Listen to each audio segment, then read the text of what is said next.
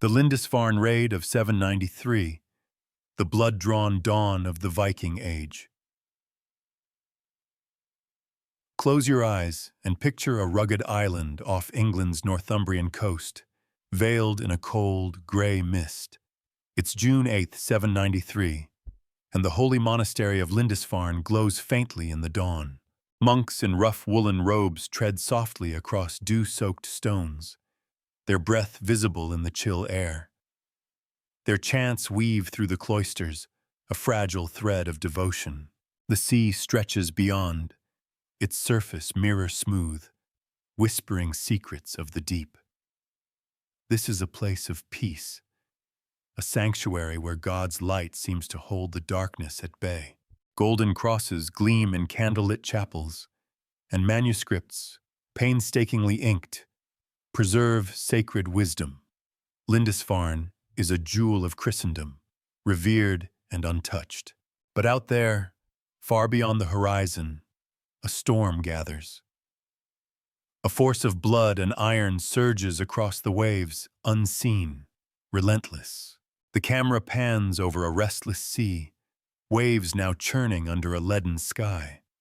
Sleek Viking longships cut through the water, their dragon-headed prows slicing the mist like knives. Oars rise and fall in perfect unison, powered by men whose muscles strain with purpose. Their faces, weathered by wind and war, burn with a fierce, unyielding hunger. These are Norsemen, born in the icy fjords of Scandinavia, where survival demands strength and daring. To them, Lindisfarne is no holy ground, it's a vault of glittering treasure. Their war chants rise low and guttural, carried by the wind as the island's silhouette sharpens. The monks, lost in prayer, hear nothing of the doom approaching. The air grows heavy, as if the sea itself senses the violence to come. A raven circles overhead, its cry a grim omen of the bloodshed drawing near. Why did the Vikings target this remote speck of land? Lindisfarne was no accident, it was a symbol, ripe for the taking. In the 8th century, monasteries were the beating heart of Europe's wealth and faith. Lindisfarne's reliquaries overflowed with gold, its altars adorned with jewels. Its fame as a center of learning spread far, drawing pilgrims and kings alike. Yet its isolation left it defenseless, a lamb among wolves. The Vikings, with their unmatched seamanship, saw opportunity where others saw sanctity. Their longships could strike and vanish, leaving no trace but ruin. This raid was not just about gold. It was a gauntlet thrown at the feet of a continent, heralding a new era of terror. Picture the Viking leader Sigtrygg, standing at the prow of his ship, his cloak snapping in the wind. His eyes, sharp as a hawk's, fix on the island ahead. In his heart burns a fire for glory, for a name that will echo in the halls of Valhalla. This day, we carve our legend, he mutters, gripping his axe. To Sigtrygg, the monk's god is a weakling, unworthy of the riches they hoard.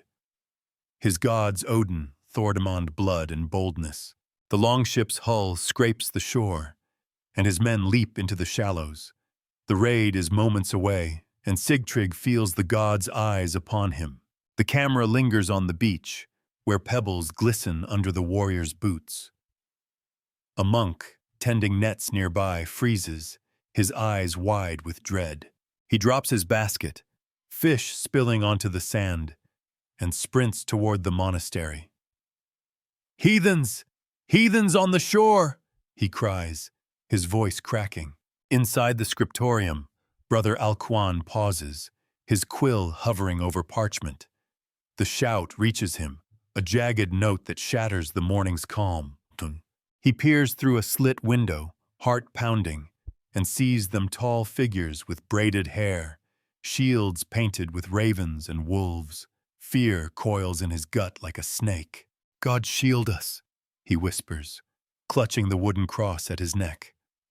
The monastery, his world, feels as brittle as the parchment beneath his fingers. The bells clang wildly now, a desperate call to sanctuary. Monks stumble from their cells, their prayers swallowed by rising panic. Across the courtyard, Brother Cuthbert, an elder monk, stands firm, his face etched with resolve. "We must protect the relics," he urges, rallying the younger brothers. He leads a group to the chapel, where the bones of Saint Aidan lie enshrined. To him, these treasures are worth more than life itself. But the Vikings are already at the gates, their war cries splitting the air.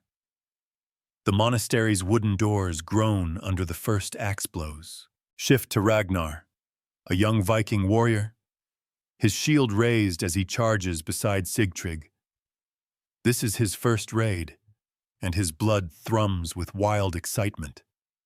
He dreams of returning home with gold, his name sung by skalds. "For Odin," he shouts, his voice raw with fervor.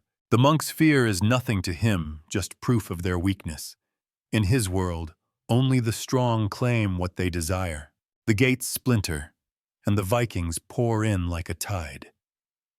Steel flashes, and the first monk falls, his prayer unfinished. The camera sweeps through the monastery, capturing the chaos. Vikings storm the halls, their boots echoing on sacred stones. Candlesticks topple, their flames catching tapestries alight. Manuscripts, centuries old, are torn apart, pages fluttering like dying birds. Some monks flee, their robes snagging on broken beams. Others stand their ground, clutching crosses, only to meet swift, brutal ends. Brother Cuthbert kneels in the chapel, guarding the reliquary with his body. "You shall not have his saints," he spits, glaring at a looming Viking. The warrior Bjorn laughs coldly, his axe gleaming. "Your god cannot save you now," he snarls, raising his weapon.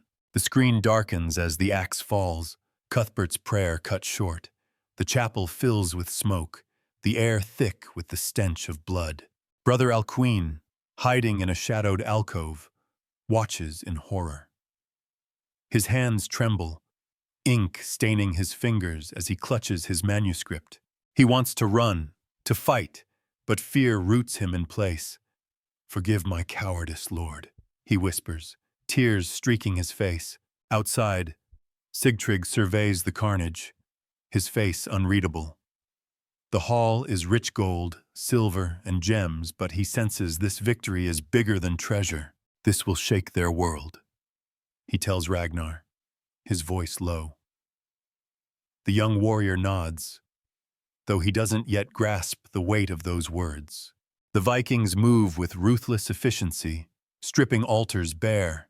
They drag chained monks toward the ships, prisoners to be sold or ransomed. The monastery burns, flames licking the sky as the raiders retreat. Lindisfarne, once a beacon, is now a pyre. Dawn breaks over the smoldering ruins, the sea calm once more. The Vikings' longships vanish into the mist, laden with plunder and captives. Bodies lie strewn across the courtyard, some clutching rosaries, others staring blankly at the heavens. The silence is heavier than the screams that came before. Brother Alcuin emerges, his robes torn, his eyes hollow. He steps over shattered relics, each one a wound to his soul. He kneels beside a fallen brother, closing the man's eyes. "We are forsaken," he murmurs, though he clings to a flicker of faith. A shattered cross lies in the ash, its gold melted by the fire. This was no mere raid, it was the birth of an era. The camera pulls back, revealing the desolate island, smoke curling like a shroud. Lindisfarne's fall will echo far beyond its shores. Why did this raid shake the world? It struck at the heart of Christian Europe, a place thought untouchable by mortal hands. Monasteries like Lindisfarne were not just religious centers, but symbols of divine order. To defile one was to challenge God himself. Chroniclers across Europe recorded the event with horror. Alcuin of York, safe in Charlemagne's court, wrote of pagan fury and divine wrath. His letters spread panic, painting the Vikings as demons sent to punish a sinful world. Their legend grew, fed by fear and fire. This raid exposed a truth Europe had ignored. Its coasts were vulnerable. No wall, no army could stop the Norsemen's ships. It also marked a turning point for the Vikings. What began as a raid would grow into a wave of conquest, trade, and exploration. The Viking Age, a 300-year saga, was born in Lindisfarne's blood. This small island became its first, unforgettable chapter. Far from Lindisfarne, in a Norwegian fjord, the Vikings celebrate their triumph. Sigtrygg's hall roars with laughter, mead flowing like rivers. Ragnar, now blooded, raises a stolen chalice, its jewels catching the firelight. "To Lindisfarne's fall!" he shouts, his crew cheering. Gold and silver spill across the tables, relics of a faith they scorn. The hall is vast, but the story is worth more. A skald steps forward, his voice weaving a saga of their raid. "They came like thunder, and the Christians' God wept," he sings. Sigtrygg listens, his gaze distant. He knows this tale will draw more warriors to the sea, hungry for their own glory. But a shadow flickers in his mind. Will the Christians' God seek vengeance, or is their weakness proof of Odin's might? The camera lingers on the fire, its flames dancing like the burning monastery. This victory is only the beginning. Back at Lindisfarne, the surviving monks gather in the ruins. Brother Alcuin, his hands still stained with ink, takes charge. "We must rebuild," he declares, his voice steady despite his grief. The others nod, finding strength in his resolve. He salvages a manuscript, its edges charred, but its words intact. This, he vows, will outlive the fire. Alcuin pens a letter to King Ethelred, warning of the heathen scourge. His words will reach courts across Europe, a call to arms. The camera zooms in on the manuscript, a symbol of defiance. Faith, like the monks, refuses to break. Lindisfarne's tragedy becomes a rallying cry. Europe's kings and bishops will not forget this desecration. The Viking mindset fueled this audacity. In their world, survival meant taking what others could not hold. Norse culture prized daring, where glory was won through axe and sail. A raid like Lindisfarne was a path to eternal fame.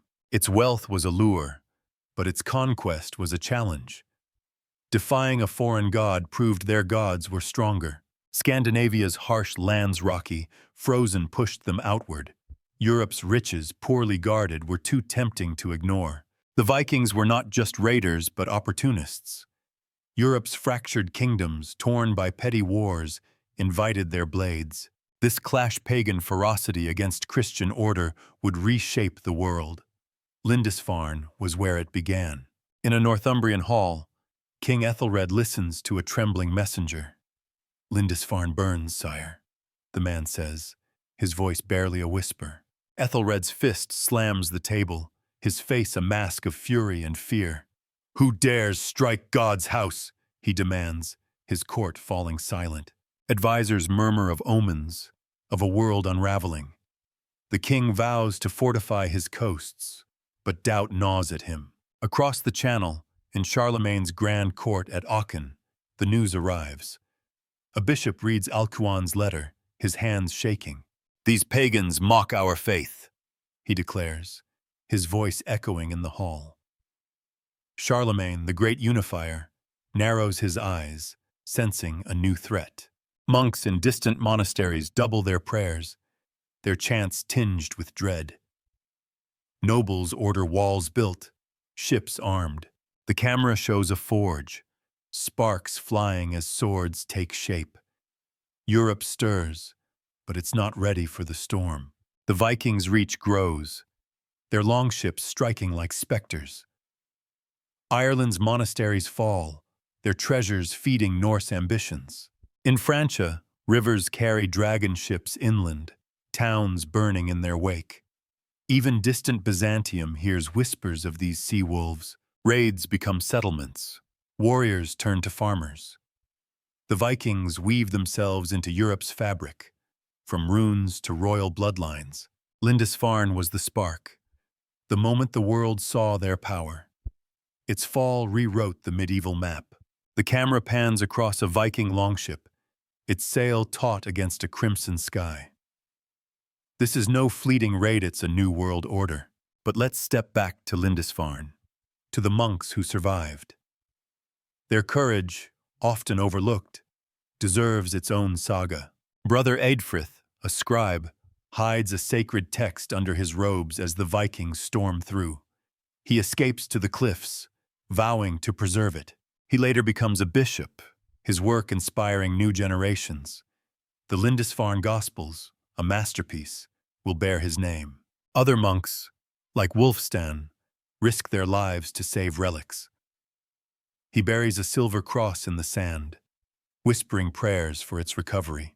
Years later, that cross is found, a symbol of hope amid ruin. These small acts of defiance keep Lindisfarne's spirit alive. The camera lingers on the island, its tides washing away the blood. The monk's legacy endures, a quiet strength against the chaos. Now consider the broader stage. Europe in 793 was a patchwork of rivalries. Kings fought kings, leaving coasts unguarded. Charlemagne's empire was mighty but stretched thin, its focus on Saxons and Moors. The Vikings slipped through these cracks. Northumbria, Lindisfarne's home, was riven by feuds. Ethelred's throne wobbled, his armies too slow to respond. This disunity was the Vikings' greatest ally. Lindisfarne proved that even the holiest places could fall to a unified foe. The raid forced Europe to rethink its defenses. Coastal watchtowers rose, fleets were built, but the Vikings were always one step ahead. The camera shows a map, red lines tracing Viking raids across continents. Lindisfarne was the wound that woke a sleeping giant. Let's return to the Vikings, to their world of myth and ambition. Their gods demanded action, not contemplation. Odin, the Allfather, craved cunning and sacrifice. A raid like Lindisfarne was a tribute to his name. Thor, with his hammer, blessed their axes with strength. Warriors like Ragnar believed each swing carried divine power. Their sagas, told by firelight, immortalized these deeds. Lindisfarne's fall became a story to inspire and terrify. The camera zooms in on a runestone, carved with a dragon ship. This raid is now etched in stone, a legend for the ages. But what of the human cost? The monks' families far away would never know their fate. Villagers near Lindisfarne, hearing of the raid, fled inland, fearing the sea itself. The island became a ghost, shunned for years. Captives taken by the Vikings faced grim futures, slavery or ransom, their lives upended. Their voices, lost to history, still haunt the story. The camera lingers on a broken rosary, washed ashore by the tide. Every victory has its unseen scars. Europe's response grew bolder, but uneven. Charlemagne sent emissaries to Denmark, seeking to curb the Norse threat. These talks failed. Viking chieftains saw no reason to bow. Their ships were their power, their freedom absolute. In England, Ethelred's successors built burhs, fortified towns to resist raiders. Yet the Vikings adapted, striking deeper inland. Monasteries moved relics to safer havens, their gold hidden in forests and caves. The age of open treasure was over. The camera shows a fortified wall rising, men sweating under the sun. Europe was learning, but at a terrible cost. The Viking Age was not just war, it was transformation. Norse traders linked Europe to the east, carrying silk and silver. Their settlements in Ireland, Russia, and beyond spread their culture. The Vikings were builders as much as destroyers. Lindisfarne's raid set this in motion, a pebble starting an avalanche. Its echoes reached places the monks could never imagine. The camera pans across a bustling Viking market, furs and spices changing hands. From blood came a new world. Today, Lindisfarne is a quiet pilgrimage site, its ruins softened by time. Visitors walk where monks and Vikings clashed, feeling the weight of history. Archaeologists uncover relics crosses, coins, even Viking blades each a fragment of that fateful day. The island keeps its secrets close. The Lindisfarne Gospels, crafted by Eadfrith, survive as a testament to the monks' resilience. Their beauty defies the fire that tried to claim them. This raid teaches us how a single moment can reshape the world. It was a collision of faith, ambition, and raw power. The camera lingers on the sea, its waves endless and untamed. What other storms lie waiting just beyond the horizon? Join us to uncover more epic tales of history's turning points. Subscribe, and let's journey through the past together.